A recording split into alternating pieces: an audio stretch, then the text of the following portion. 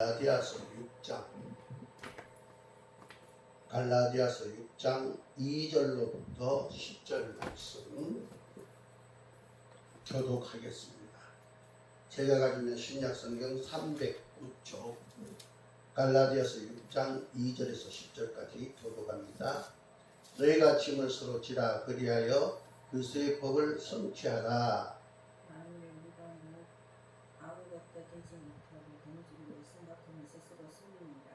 각각 자기 일을 살피라. 그리하면 자랑할 것이 자기에게는 있어도 남에게 있지 아니하리니 각각 자기 집을 지을 것이라.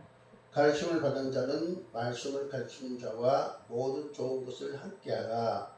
스스로 소송하지 말라. 편안히 먹자. 말씀하는 사람이 양과 스스로 선뜻 무엇으로 힘든지 그대로 거두리라.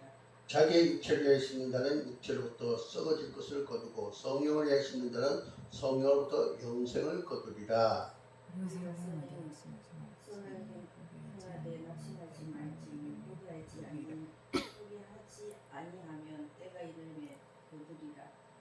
같이 있습니다. 그러므로 우리는 기회 있는 대로 모든 이에게 착한 일을 하되 또 믿음의 가정들에게 할지니라.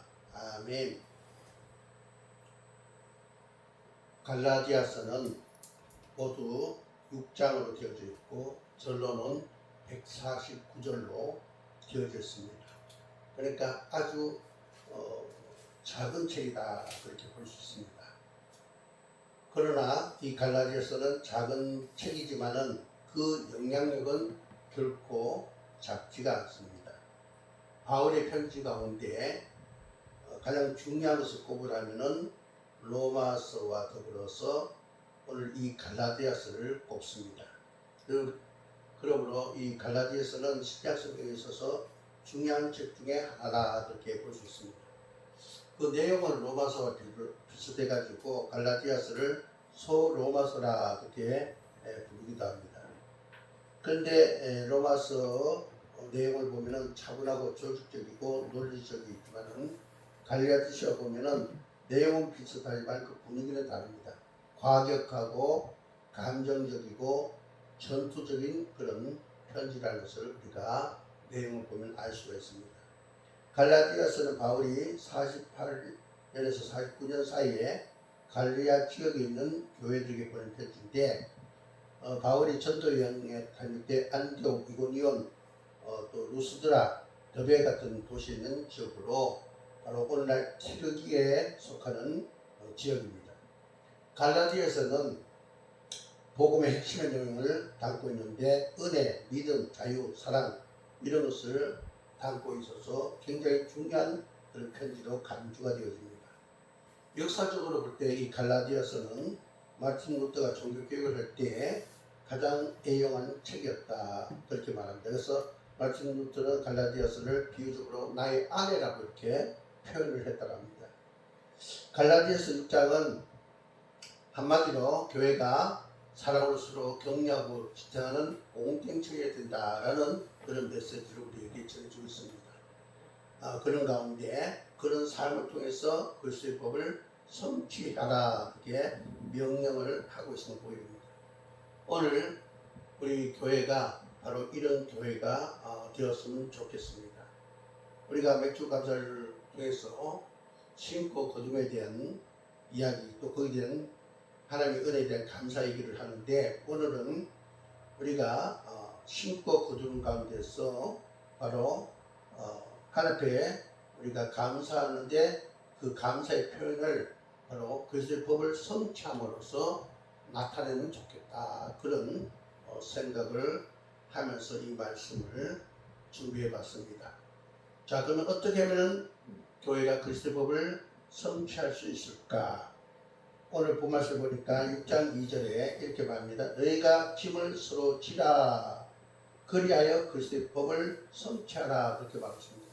둘째로는 6장 8절에 보니까 자기 육체를 위하여 심는 자는 육체로부터 썩어질 것을 거두고 성령을 위하여 심는 자는 성령으로부터 영생을 거두리라 그렇게 말씀하고 있습니다.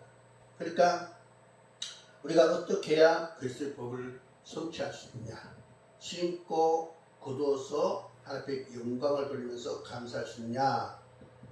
바로 그 얘기를 오늘 갈라디아서를 통해서 볼 때 먼저 너희가 서로 짐을 지어야 된다 그렇게 얘기했고요. 두 번째로는 성령을 위하여 씨앗을 심는 바로 교회가 되어야 된다 그런 얘기를 하고 있습니다. 오늘 그런 가운데 초점을 맞추고 함께 이번 본 말씀을 보고자 합니다. 첫 번째로 그리스도는 무엇보다도 서로의 짐을 지어줌으로써 그리스도의 법을 성취하는 사람이 그리스도인이다. 이렇게 우리가 오늘 갈라디아서서 바울이 그렇게 우리에게 말씀하고 있는 것을 봅니다. 여기 보니까 바울은 모세의 법과 대적으로 그리스도의 법을 이제 말하고 있습니다. 그리스도의 법이 뭐냐? 요한복음 13장 34절에 보니까 새 계명을 너희에게 주노니 서로 사랑하라. 내가 너희를 사랑한 것 같이 너희도 서로 사랑하라. 그리스도의 법은 바로 사랑입니다. 구약의 옛 계명과 다른 새로운 계명, 사랑의 계명을 주셨다 그런 얘기죠. 요한복음 15장 12절에 보면은 내 계명은 곧 내가 너희를 사랑한 것 같이 너희도 서로 사랑하라 하는 이것입니다. 그렇게 말했습니다. 사도 바울이 본문 앞장 갈라디아서 5장 13절 14절에 이렇게 말씀하고 있습니다. 한번 제가 읽어드리겠습니다. 갈라디아서 5장 13절 14절에 형제들아 너희가 자유를 위해 부르심을 입었으나 그러나 그 자유로 육체의 길을 삼지 말고 오직 사랑으로 서로 종로를 하라. 온 율법은 네 이웃사랑이를 내 자신같이 하라 하신 한 말씀에서 이루어졌나니. 예. 자 여기 보니까 사랑이야말로 그리스도의 법이고 모세의 율법을 완성하는 것이다. 그렇게 우리에게 말해주고 있습니다. 그러므로 우리가 서로의 짐을 질 때 뭡니까? 그것은 그리스도의 법을 지키는 것이고 율법을 완성하게 된다. 그러므로 교회는 서로가 짐을 나눠줘야 된다. 그렇게 말했습니다. 우리가 왜 짐을 같이 나눠줘야 됩니까? 바로 우리 기독교인들은 그리스도 안에서 모든 사람이 한 하나님의 자녀고 형제 자매입니다. 한 가족이다 이 말. 그러므로 서로 어떻게 해요? 짐을 같이 져야 된다. 그러니까 우리가 어떤 나무가 있을 때 줄기가 있지 않습니까? 그죠? 그럼 그 줄기를 따라서 가지가 뻗어나갑니다. 그죠? 바로 예수 그리스도에서 줄기가 되시고 우리는 가지가 됩니다. 그러니까 한 몸이라 한 몸. 그러니까 그리스도교는 개인의 종교가 아니라 공동체 신앙이다. 그렇게 볼 수 있습니다. 나로 인해 너가 있고 너로 인해 나가 있는 것입니다. 그러면 우리는 어떤 지체는 필요가 있고 어떤 지체는 필요가 없다. 그것은 합당하지 않다. 예. 어떤 지체라도 꼭 필요하다. 이것을 우리가 기억해야 됩니다. 우리 몸의 지체를 보면 있지 않습니까? 그렇죠? 예. 우리 몸에 여러 가지 지체가 있는데 그 중에 어떤 거 하나도 필요치 않는 것이 없습니다. 또 어떻습니까? 한 몸이기 때문에 어떻게 해요? 한 곳이 병이 나면 몸 전체가 고통 속에 빠지게 됩니다. 그러므로 우리는 어떻습니까? 서로 하나라는 것, 한 몸이라는 사실을 알고 공동체로서의 삶을 살아야 되는 것을 알고 우리는 서로 마땅히 짐을 나눠지는 자가 되어야 된다는 사실을 기억해야 됩니다. 우리가 성경 말씀에 보니까 우리가 이 세상 살아갈 때 우리가 사랑의 빛 외에는 아무에게도 아무 빛도 지지 말라 했습니다. 로마서 13장 8절에 보니까 바울이 그런 얘기를 하죠. 빛과 사랑 빛 외에는 아무에든지 아무 빛도 지지 말라. 그러니까 다른 빛은 지면 안 되는데 사랑의 빛은 져도 된다. 그런 얘기합니다. 사랑의 빛은 감사로 받으면 빛이 아니라는 얘기입니다. 은혜라는 것입니다. 그러면 우리는 이 사실을 알고 우리는 서로가 사랑의 빛을 질 수 있는 서로 짐을 나누는 가운데 사랑의 빛을 질 수 있는 그런 자가 됩니다. 이 사랑의 빛이라는 건요 당사자에게 갚아야 하는 것이 아닙니다. 또 나의 사랑 필요한 사람에게 또 다른 누군가에게 갚으면 되는 것이 바로 사랑의 빛입니다. 제가 신학교를 다닐 때 신학교 4년 또 대학원 3년 과정을 쭉 밟을 때 그때 하나님께서 저희 가정을 구원하기 위해서 마구 흔들어 놨어요. 왜냐? 믿지 않는 가족들이 순종하지 않으니까 그들이 의지하고 있던 것, 그들이 힘으로 삼고 있던 것 다 흔들어 무너뜨렸습니다. 그러다 보니까 제가 하나님 먼저 부름받은 자로서 그 모든 짐을 지는데 힘이 들었습니다. 그때 주변에 제가 신학대학교 4년, 신대원 3년을 공부할 때 많은 분들이 또는 학교에서 도움을 줬습니다. 예.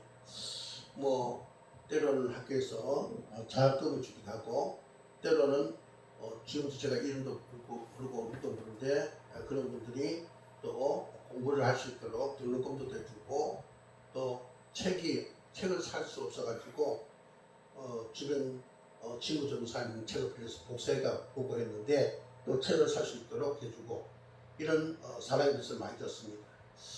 그런데 제가 뭐 그렇다고 해서 그분들을 찾아가서 그 빚을 다 갚은 것이 아닙니다. 그러나 어떻습니까? 목회를 하면서 목회하는 과정 속에서 또 후배들을 대하면서 그 사랑의 빚을 갚고 있습니다. 이것이 바로 사랑의 선순환이다 이렇게 볼 수 있습니다. 우리가 사랑의 빚은 어떻게 해요? 얼마든 져라. 감사함으로 져라. 그리고 그것을 은혜로 받아라. 그리고 어떻게 받은 은혜를 또 누군가에게 사랑의 빚을 주는 그런 자가 되라. 성경은 그렇게 말씀하고 있습니다. 우리가 오늘 본말씀을 보니까 혹 우리가 조금 이해가 안 될 만한 그런 말씀이 나옵니다.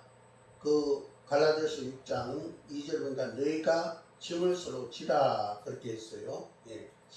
그런데 또 5절에 보면 각각 자기 짐을 질 것이라 말하고 있습니다. 서로가 서로의 짐을 지라 그렇게 또 얘기해놓고 너희가 짐을 서로 지라 해놓고 5절에는 각각 자기 짐을 지라 뭔가 앞뒤가 맞지 않는 듯한 그런 말씀을 보게 되는데 이것은 하나님 말씀을 한글로 번역하는 과정에서 조금 미숙한 그런 부분입니다. 해석이 현대 영어 성경에 보면 2절의 짐이라는 단어를 burden이라고 그렇게 번역하고 있습니다. 그러니까 burden이란 말 그리고 5절의 짐은 영어 성경에 보니까 로드로 그렇게 번역하고 있습니다. 이것을 헬라어로 보면 2절은 바로스, 5절은 포르티온이 이렇게 됐습니다. 그러니까 무슨 말이냐면은 서로가 그저 짐을 지라, 짐을 서로 지라 이 말을 하는 짐과 각각 자기 짐을 지라는 그 짐의 뜻이 다르다고 했습니다. 여기서 너희들이 바로 짐을 서로 지라. 우리 모두 공동체, 같은 공동체인데 그 공동체에 있어서 우리가 서로가 서로의 짐을 져주라 그런 얘기죠. 여기서 그 짐이란 말은 원어의 헬라어의 바로스를 했어요. 바로스는 뭐냐면은 먼 거리까지 짐을 지고 가야 될 짐을 말하는 것입니다. 바로스라는 것이 너희들이 서로의 짐을 같이 져주라 이 말은 바로 바로스인데 무슨 말입니까? 조금 이것을 좀 깊이 들어가면은 무슨 얘기냐면은 우리는 이 땅에 태어나서 죽을 때까지 뭡니까? 죄의 문제, 사망의 문제 지금 지고 있습니다. 이런 그죠? 태어나서 죽을 때까지 그리고 하나님 앞에 설 때까지 그 먼 거리를 가면서 그죠? 짊어질 짐, 바로 죄의 짐, 사망의 짐을 서로 함께 져가라 그런 얘기입니다. 그리고 5절에 보면은 짐은 포르티온, 바로 이것은 뭐냐면 혼자만이 감당해야 되는 짐을 말하고 있습니다. 그러니까 우리가 각각 그 직분 있지 않습니까? 예를 들어서 직분의 짐, 직분의 짐이 있는데 목사는 목사의 짐이 있고 성도는 성도의 짐이 있고 또 교회 사모는 사모의 짐이 있고 또 성도 가운데도 어떻습니까? 장로님, 권사님, 기름 부은 자들의 짐이 있습니다. 그죠? 그것은 각자가 하나님께서 맡기신 짐인데 그 각자의 짐을 각자가 져야 된다. 그러니까 무슨 얘기냐면은 교회라는 공동체는 주 안에서 다 형제자매이기 때문에 우리 인생에 있어서 그죠? 출발해서 마지막 순간 그리고 주님 앞에서는 그날까지 죄의 짐, 사망의 짐을 어떻게 서로 져야 된다. 그리고 그 속에서 우리 개인에게 주어진 그 직분의 짐이 있는데 그것은 각자가 해결해야 된다. 그런 얘기를 하고 있습니다. 어떤 신학자는 포르티온 이 각자의 집을 그런 얘기를 했어요. 예를 들어서 임신한 여성이 자기 그 뱃속에 아이를 잉태하지 않았어, 그죠? 갈 때 어떻습니까? 그 집은 그 임신한 여인만이 질 수 있다는 거예요. 누가 그죠? 대신 그죠? 질 수 없다는 거예요. 바로 그렇게 이제 비유로 이제 그렇게 예를 드는 것을 볼 때 아주 적절한 예가 아닌가 그런 생각을 해봅니다. 어쨌든 우리는 서로 짐을 지어야 됩니다. 그리고 각자 또 지어야 될 짐을 져야 됩니다. 바울은 로마서에서 이렇게 말합니다. 로마서 12장 15절에 보니까 즐거워하는 자들과 함께 즐거워하고 우는 자들과 함께 울어라 했습니다. 그러니까 서로의 기쁨과 슬픔을 나눌 수 있는 사람이 참된 그리스도의 사람이다. 지금 우리 교회에 그렇게 많은 숫자는 아니지만은 어떻습니까? 우리가 서로 그저 때로는 같이 웃고 또 때로는 그저 같이 힘들어하고 또 때로는 같은 고난을 그죠 우리가 감당하면서 함께 우리가 가는 것이 바로 참된 그리스도인이다. 이것이 그리스도인들이 성취해야 될 그리스도의 법이다. 그렇게 말씀하고 있습니다. 우리가 그리스도의 법을 성취하기 위해서 서로의 짐, 각각 자기의 짐을 지는 자가 됩니다. 두 번째로 그리스도의 법을 우리가 언제 세우기 위해서는 어떻게 해야 되냐? 성령을 위하여 선한 씨앗을 심는 교회가 되어야 된다. 이렇게 말하고 있습니다. 갈라디아서 5장 25절 우리 본 말씀 앞에 보면 이렇게 있죠. 만일 우리가 성령으로 살면 또한 성령으로 행할지니 했습니다.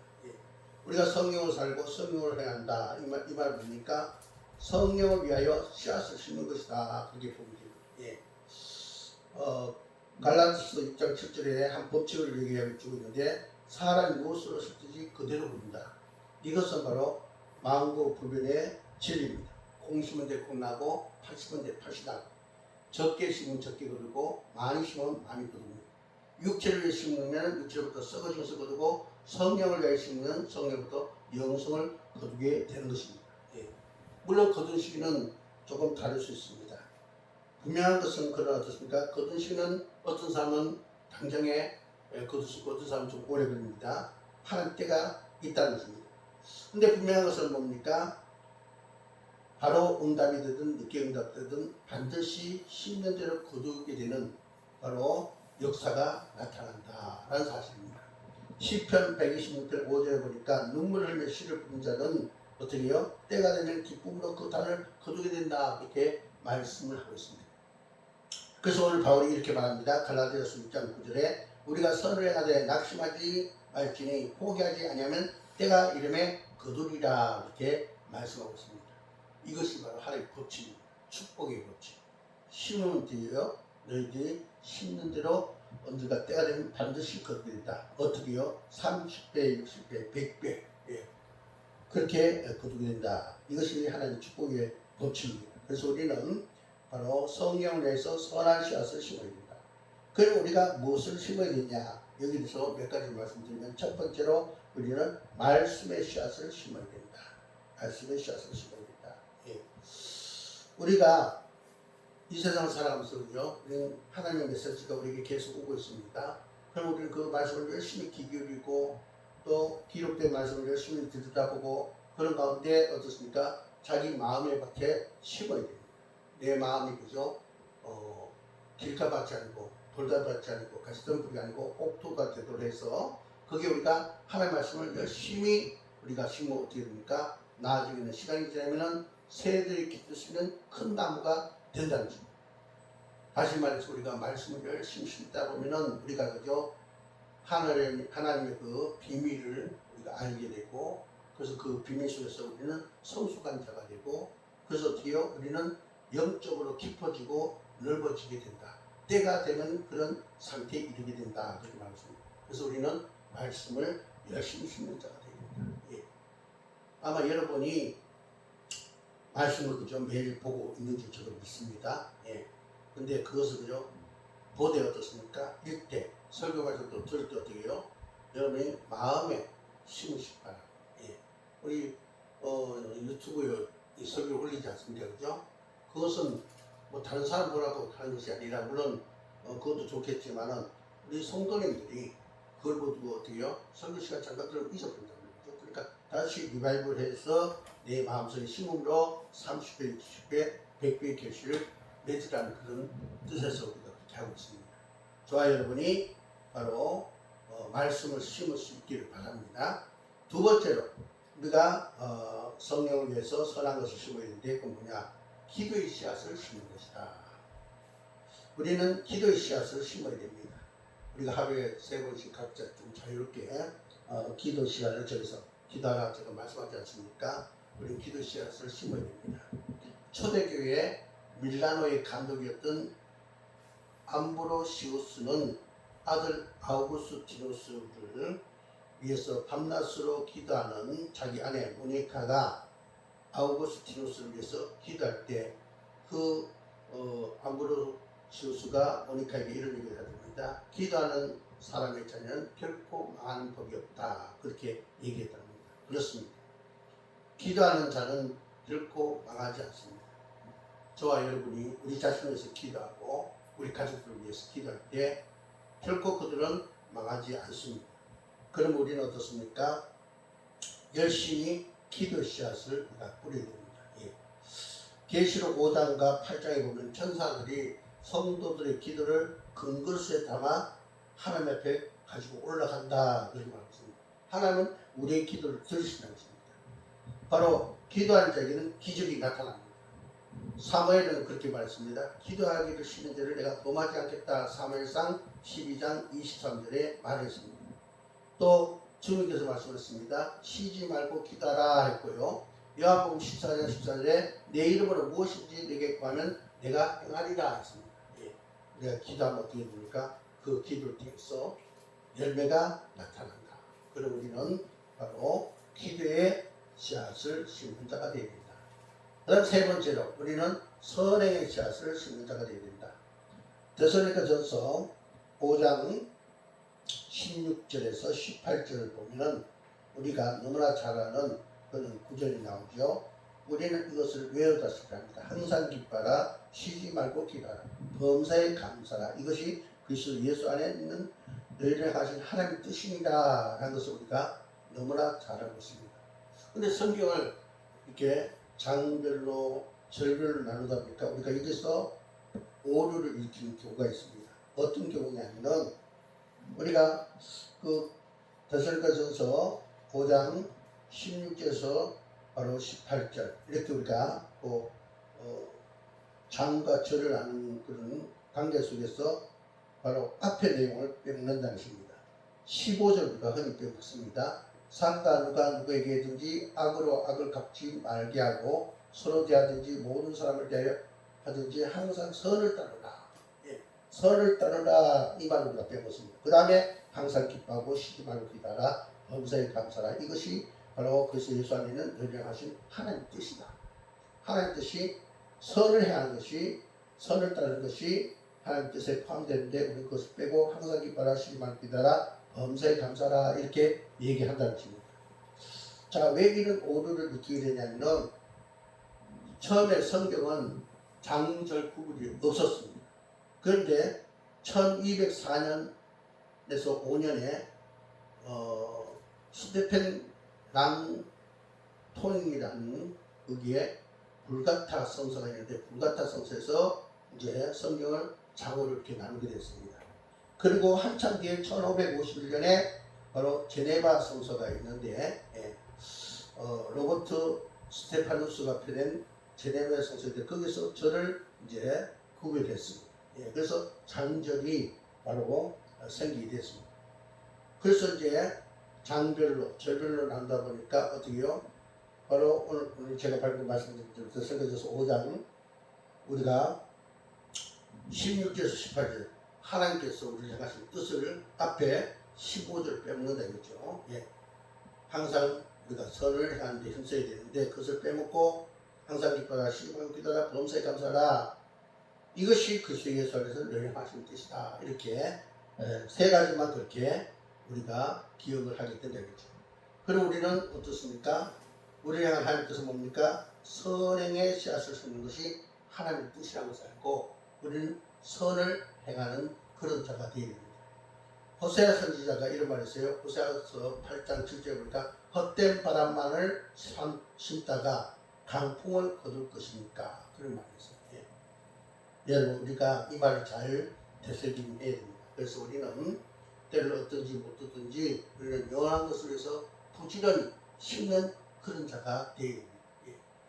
여러분 오늘 이 말을 우리가 대하면서 몇 주 감사주일은 이스라엘 백성들이 밀가 보리를 심었고 거둔 그것에 대해서 감사하는 그런 절기라고 했습니다.